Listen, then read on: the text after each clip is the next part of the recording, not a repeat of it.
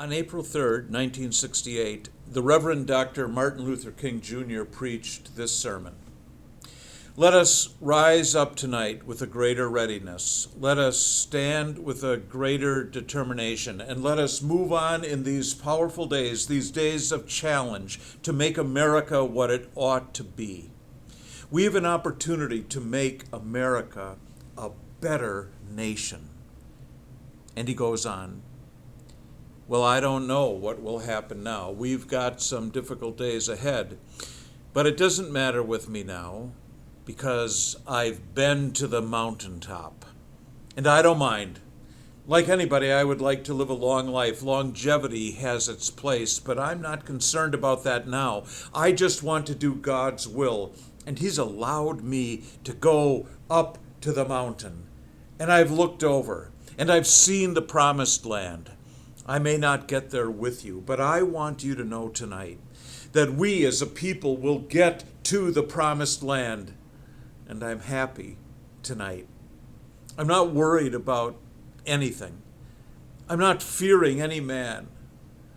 Mine eyes have seen the glory of the coming of the Lord.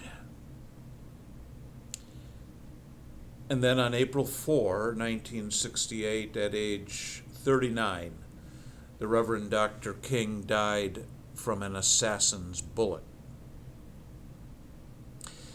The vision which the Reverend Dr. King received from God is one which God still places before the eyes of all people of true faith.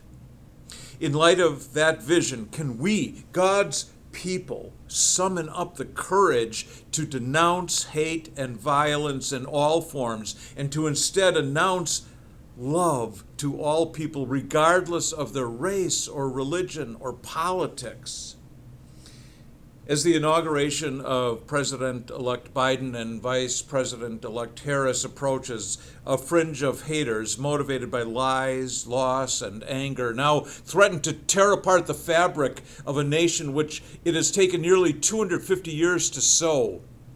We, as God's people, motivated by the vision of the promised land, defend against their hate with God's love. For it remains true that for all peace-loving people, we still have an opportunity to make America a better nation.